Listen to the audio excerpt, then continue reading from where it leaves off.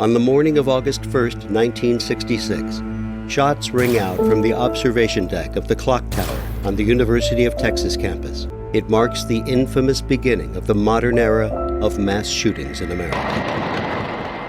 I'm Sarah Ferris, true crime podcaster. And I'm Catherine Schweit, the former head of the FBI's active shooter program. And you're listening to Stop the Killing. Welcome to another episode of Stop the Killing. We have got a very special guest with us today. And the funny thing about our lovely guest, and I will get her to introduce herself in a moment, is that I know about this person, her story very well. But Catherine, I have made go under the cone of silence and not research her at all. So I think it's going to be a really interesting conversation about the F word, fight.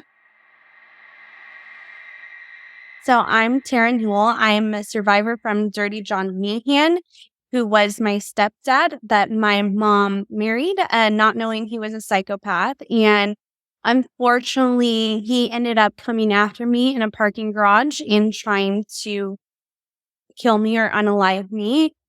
And he was unsuccessful in it. And I actually was able to get the knife from him and kill and stab him in self-defense. Mic drop. I love that you are willing to share, even though every survivor I've ever spoken with talks about how re-traumatizing it can be. And I see you shaking your head. Yes, right. It is re-traumatizing, and it's very generous of you to do this so that others can see what it's like. So I just wanted to put that on the table first. Well, thank you. I think for me, it's become a part of my healing journey because now my trauma is not living in my body. I get to release it whenever I can. And so for me, yes, there are certain things that trigger me or I'll have certain realizations when I'm telling the story, even till this day. However, I think that it's been so great for me to tell it because unfortunately, there are so many survivors that don't tell their stories. And it's like you're putting a Band-Aid over a wound and not letting it air out and heal. Where I get that that's some people's journeys, but for me, the way to move through this trauma is by releasing it and not letting it stay stuck in me. Yeah, and I understand that because, when I started on this endeavor many, many years ago, one of the people I initially connected with was a victim who survived the Virginia Tech shooting. She's the most seriously injured survivor. She was shot 3 times. So she had such a long journey and continues that journey. But she established a foundation that focuses primarily on first responders and their journey that they go through. And that's the way that she connects. So everybody does their own journey, and there's no right or wrong way to do it. I think we'd say that from the outset for anybody who might be listening, who has their own survivor story or who may have one in the future or lives around somebody who is a survivor of trauma, that, everybody has their own story. But I'm intrigued to hear your story.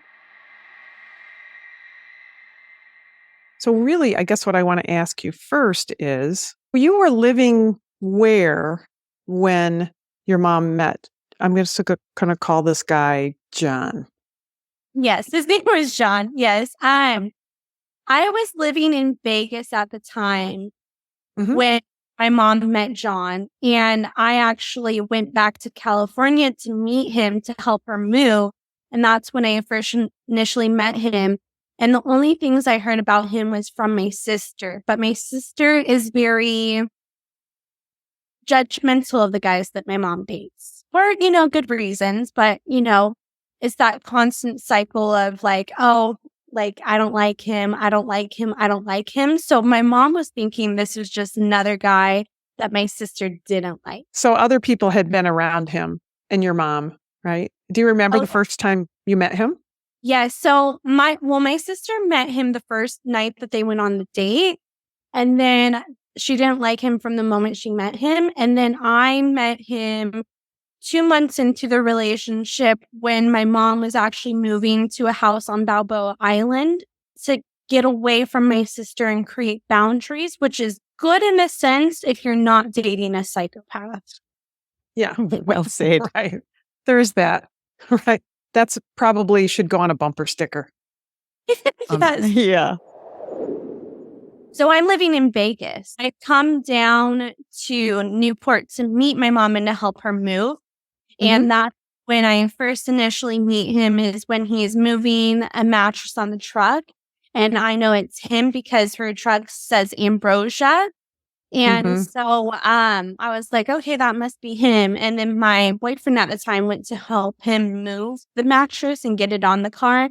But my boyfriend at the time just had a cast on. So it was very hard for him to help him. And what was your first impression of him? What kind of can you describe him?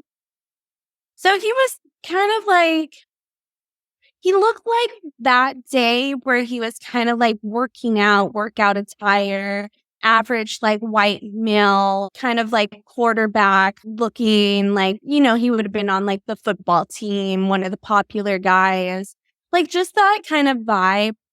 My mom thought he was good looking, but I'm a bit biased because of my attack. I just can't even go there. But I guess to other women, he was good looking. He was a good looking white male. And okay. And how old was he at the time? And how old were you, if you recall? He was a little bit younger than my mom. So Yeah. I want to say he was in his late 40s or early 50s. So he was kind of an athletic guy. Oh, He was yeah. he was kind of tall, taller than you, Yes, he was 6'2", I believe, and had like a good foot on me. which I know I've met you in person. You're really close to 6'2", as long you're only like a foot off of that, right? I'm 5'2", so I'm, So close. It's kind of like when Sarah and I are trying to figure out Celsius versus Fahrenheit. True. We're so close. So you meet this guy. He's a big guy, younger than your mom, potentially older than you by, probably 15 years or so. At least, yes. Yeah. So you didn't really know him. You didn't know him super well. No, I didn't know him really at all, other than the stuff that my sister told me and I heard from her. And then what did your sister tell you about him? my sister told me that he's a grifter, that he seems shady, but literally that he was just like, there's something up about him, that she thinks he's a player. My sister's really good at catching the grift. And there was just a grift about him. I love my sister, but I was like, maybe she's being too harsh. I just wanted to see for myself who he was. So I was actually living in Vegas until a certain point.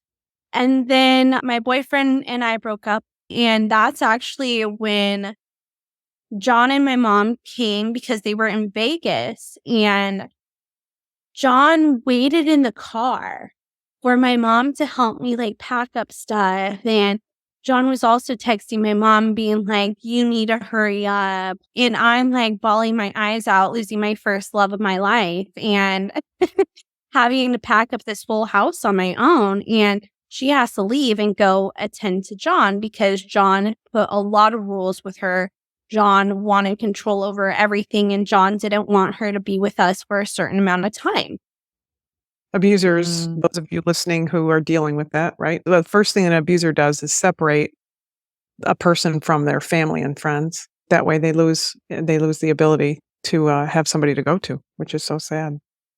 Yeah, no, so he was starting to isolate her and really isolate her at this point. And at this point, she couldn't even see my sister. She would sneak around and see my sister because he would literally threaten to kill my sister and say, I would dump your daughter at the bottom of the ocean where nobody could find her.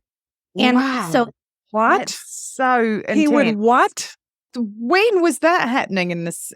How far in was this to the situation? Was this when she was breaking apart from him or from the get-go? I literally think he did it like 3 months into the relationship. Bloody hell. Yes. Was it a fast kind of grooming period? Yes, like he moved in fast with her. And then because Jacqueline was acting erratic, so he was able to be like, your daughter's acting like this. This is ridiculous. And so most therapists would agree you need to put boundaries up with your daughter, but not when you're dealing with a psychopath.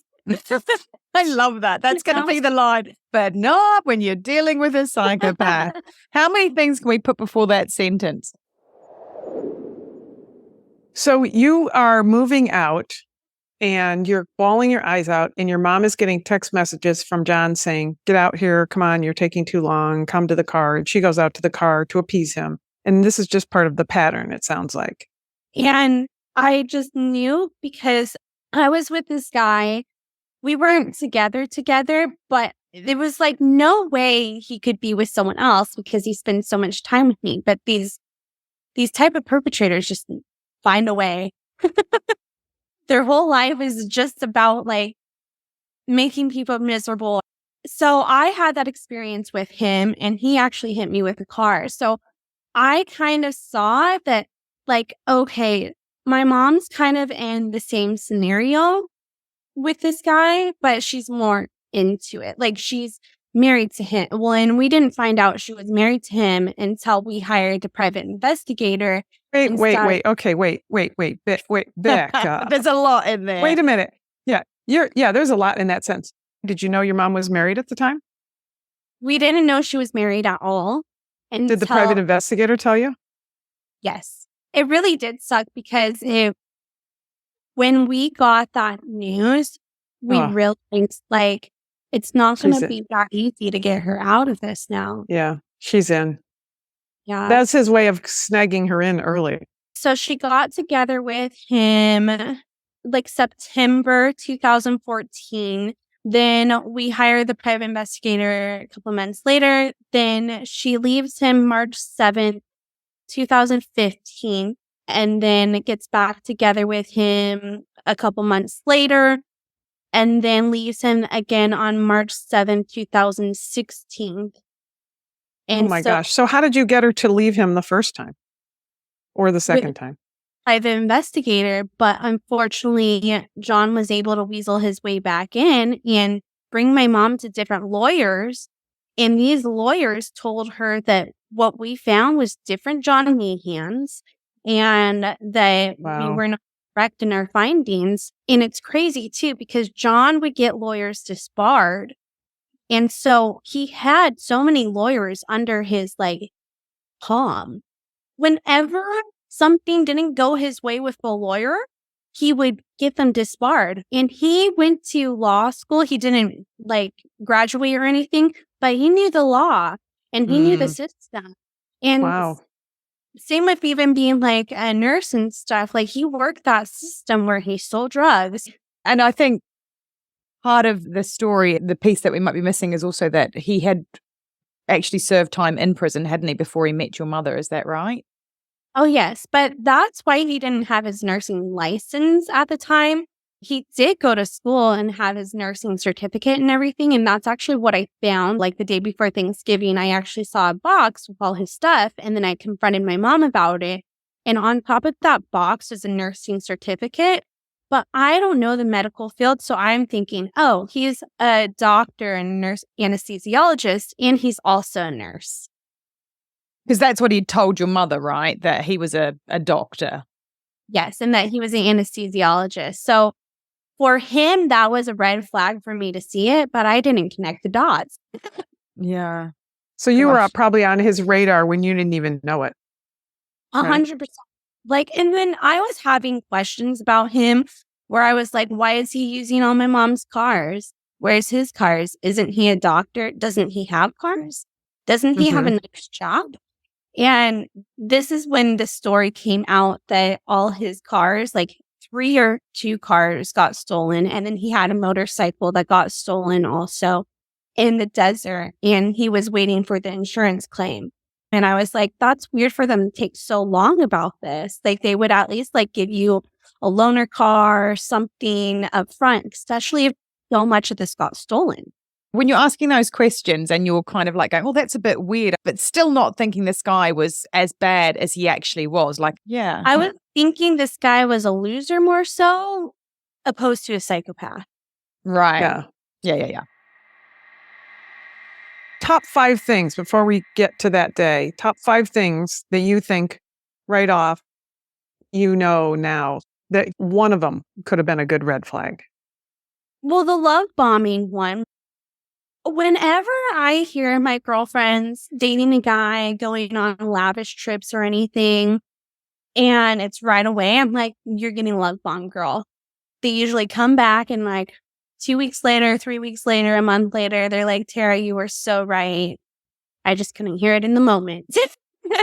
And so, there's the love bombing. I think like him not having any cars, but claiming to be very prestigious in this way, like him being a doctor. And please don't hate me for saying this, but I think being a doctor sometimes is a red flag. I'm reading a book at the moment called Surrounded by Psychopaths, and it had a list of the most psychopathic jobs, and surgeons right in there. So you're not wrong. Very encouraging for anybody who is listening and is about to go out to have surgery. True. Good luck with that appendectomy. And so I think like, looking at these people of power, that's kind of a red flag. But all of these you kind of have to decipher through, because there are good people out there and it does get mixed in. But with good people, you make them wait. Isn't that just another massive red flag as well, as when we're talking about coercive control and love bombing and all those behaviors that fraudsters, grifters, whatever you want to call them, use? Time is such a massive factor in it, the way that they put a ticking time limit on everything. There's urgency behind it. And that's like you say, all of a sudden he's married within a couple of months. He's moved in within a couple of months. And it's that tick, tick, tick, tick. Yeah, he was in the car waiting and he's reaching out to her saying, come on. So controlling. So did you see he was controlling? I spotted this right away. And then the first time I went and met him and we went to dinner afterwards, he literally wouldn't let me out of the car. I told him, I'm like, oh, the child lock's on.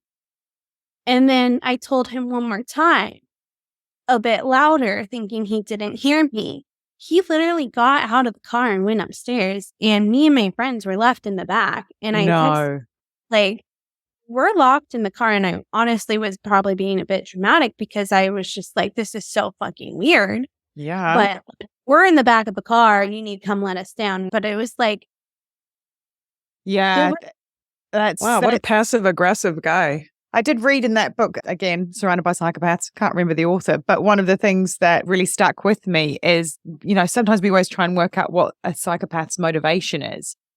And in it, he was just like, sometimes it's just to fuck with you. It's just literally to fuck with you. Excuse my language, beep, but sounds like that's a bit of what was going on. And it's also testing me. Like, that's right. True. It's very true. Thomas Erickson is the author. Thank you. Sorry. We always want to attribute authors, right, for their books. Thomas Erickson. The author in the room. Says the author in the room. But right, they're testing. I mean, Tara, that's a good that thing that you pointed out is, we see that with killers all the time. They test out somebody who wants to go, shoot up a school. They will go in and see if they can carry something in, like a pretend weapon, right? Just to see how people respond. Psychopaths are excellent, perimeter runners. So they do surveillance because they're such egomaniacs that they want to be perfect at what they do. And in order to be perfect, they have to know in their mind what all the variables are.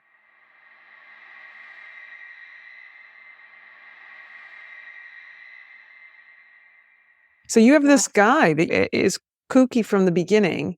You're dealing with somebody who you've seen the manipulation, you've seen the control, the physical control over you and over your mom. Yeah. So it came to a point where my mom left him for the second time. We found out all the stuff about him. At this time, my mom actually hired a private investigator herself. And then we found out during this time that he literally went to jail. And this is just one of the things we found out. He went to jail he cut open his stomach and he stuffed feces in there so that he could go to the hospital and get his drug fix. Wow. And I knew if he could do that to himself, Yeah. he would have no problem hurting anyone else.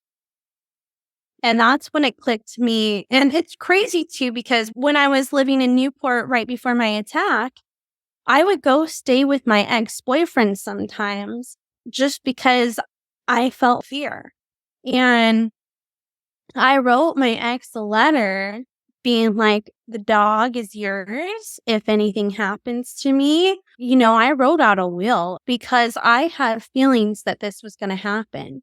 And everybody, all the experts said, no, he's going to go after Jacqueline. He won't go after Terra at all.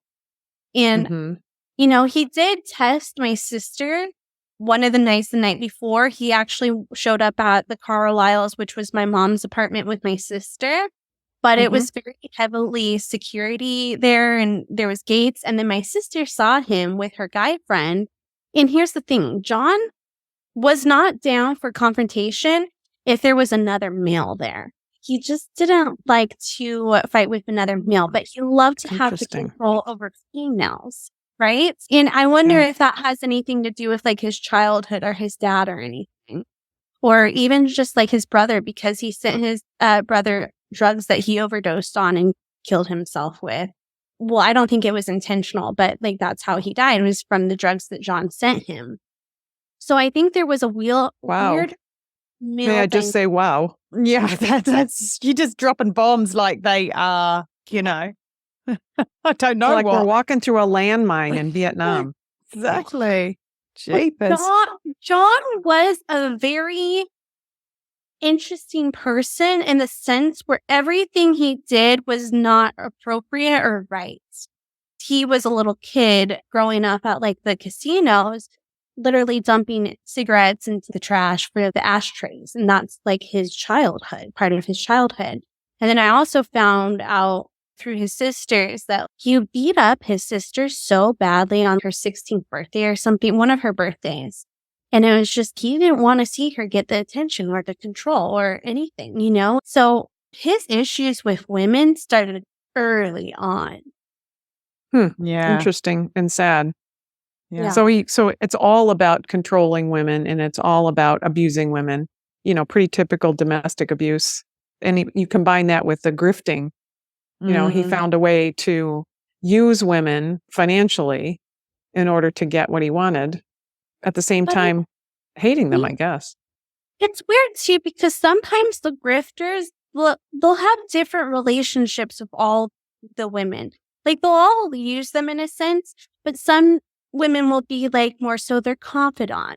This woman that he marries will be the woman that he's like obsessed with in a different way. Like, because he only got married twice. And he's only been married to Tanya and my mom. What was it with those two women that made him want to marry them instead? And for me, I think it was honestly like this appeasement of my mom and maybe of Tanya. But I use this term narcissist dream. When a narcissist finds an easy, agreeable woman, very soft-spoken, very polite, those are like the narcissist dreams, because I've known many narcissists, many psychopaths all over the spectrum. I've just seen it all. You hang out with good people. Yeah. Well, Newport too, I say there's a lot of interesting characters here given the wealth dynamic. Yeah. Do you think, I remember when we were delving into my sister's story on Conning the Con, and the psychologist on it said that idea that psychopaths in particular put up a psychopathic mask where they reflect back to you what you want. So could it be possible perhaps that he could see in those two women that what they really wanted was to be married, and that was going to give him the utility to get what he wanted out of them long term? Oh my gosh, you just made me have a realization. Because my mom, she grew up Nazarene Christian, so having that marriage has been everything to her, even though they haven't worked out and stuff. That's like her heart's desire. And that's what psychopaths look for. They mirror back to you exactly what you want so that they can get what they want in return. So Yeah. maybe that's what he saw in Tanya as well. And I mean, that's a lot of people's dream, not everybody's, but a lot of Right. people's dream is to be in a happy, loving marriage. So, you know, it wasn't like he was stretching in the back of his brain and coming up with this new scheme. Yeah. And we're all susceptible to, you meet somebody and we want them to provide for us what we want. It's the classic, sure, I love watching hockey. Let's go. Right. But a narcissist, I think, and a psychopath, both of those, you see the patterns when I was in the FBI. I remember a guy who I put into jail after his parents came to me and said, our son is a psychopath and he's doing this fraud. Right. No kidding. The parents were the ones who opened our case. God, and then, if only more parents would do that. You know what? They saw the damage, the injury that he did to all their friends who had businesses. But I was just going to add that in the end, right before I put him in jail, he was taking money from this couple who lived in Milwaukee, and he would go over and like shovel their sidewalk and stop by to say hi to them. And this couple's had like 5 kids, adult kids. This was an elderly couple. And the couple's kids reached out to me, not even knowing that we were rolling a case on this guy, and said, this guy is a grifter and he is taking $10 and $20 and $30,000 at a time, every bit of my parents' money. Wow. It's not small amounts. But what he was getting, it was a lot of money. And what he was giving them, the look back at them is, when I went and talked to the couple, the dad said to me, well, he comes by, and he stops in to check to see how we're doing. And, I got kids that don't do that. He was getting exactly what he wanted. There it is. His adult kids weren't doing it, and he cued on that. Yeah. And of course, this was a couple he met at church where he was grifting everybody at church. Yeah. It's a great feeder in to a grifter. See, I have different opinions about church now just because working in true crime, being in the space that we're in, and I see so many of these grifters, even in the church. Oh, I was going to say, especially in the church, it's made for a grift. It's a grifter's dream. Yeah. I mean, because it's not the church or it's not the religion. It's the aspect of here's an opportunity for you to find as many marks as you can. It's like why you see pedophiles go into teaching and scouting, right? It's in coaching. They want to be near their marks. And church is just filled with the variety of people who are looking for something. And baseline for religion is that your congregation is full of people who believe in something without physical proof. Perfect for a grifter. Perfect. So my mom left him again on March 7th, 2016. And she literally went with my sister to clear out her house in Vegas. My sister filmed her clearing out the house in Vegas to have evidence that she wasn't taking any of his stuff. And he actually called the cops on my mom and said that she hit him. And she was in Vegas. So the cops actually were like, okay, we'll let this one go. He hasn't got that long an arm.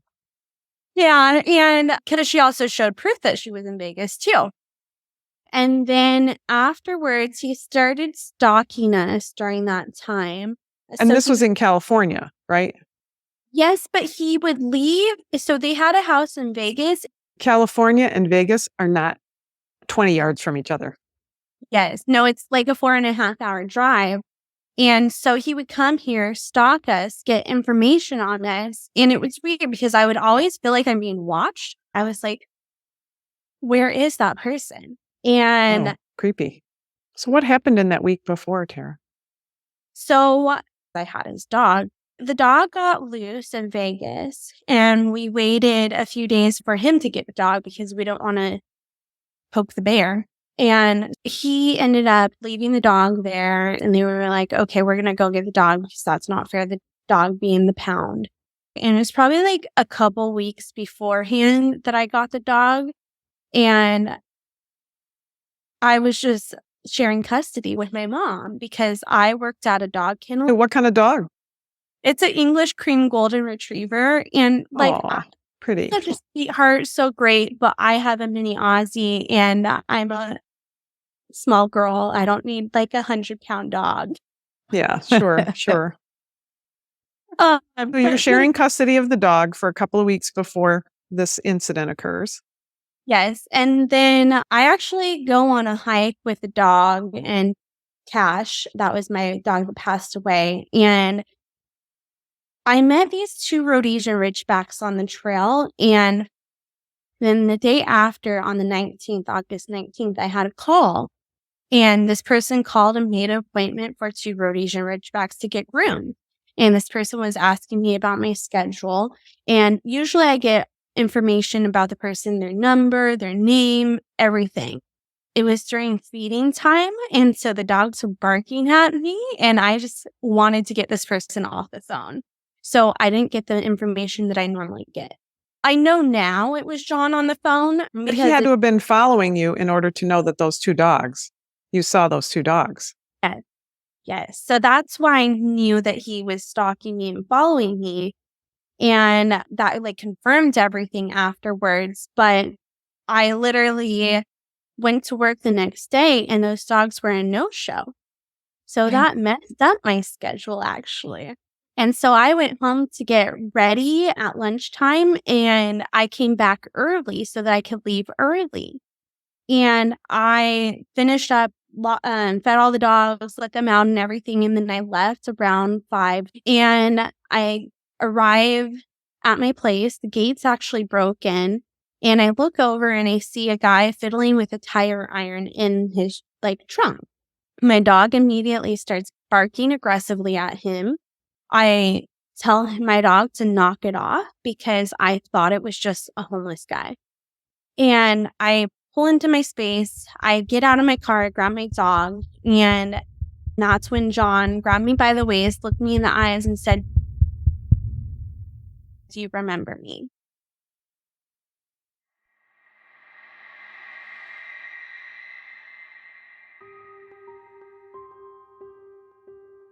Join us next week for part 2 of this incredible interview with Terra Newell.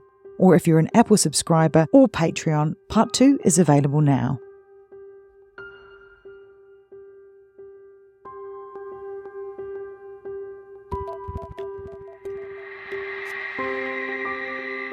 Thanks for listening. And if you want to know more, Catherine's book, Stop the Killing, is out now. For more details, go to catherineschweit.com. Please consider also supporting our independently made podcast. It's simple to do. Go to patreon.com/Stop the Killing. And for as little as the price of a latte a month, you can be part of the solution to stop the killing. Patreon rewards range from official do-gooder status to ad-free episodes, autographed books, and opportunities to connect with us directly for your business, school, church, or even just a book club chat.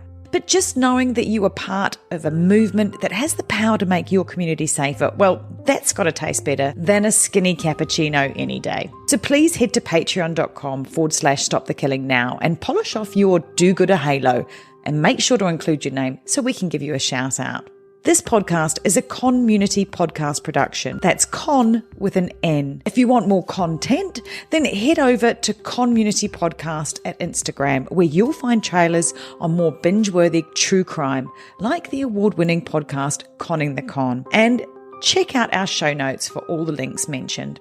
Finally, if you want one takeaway action that you can do right now that can help make our community safer, please share, rate and review this podcast wherever you listen.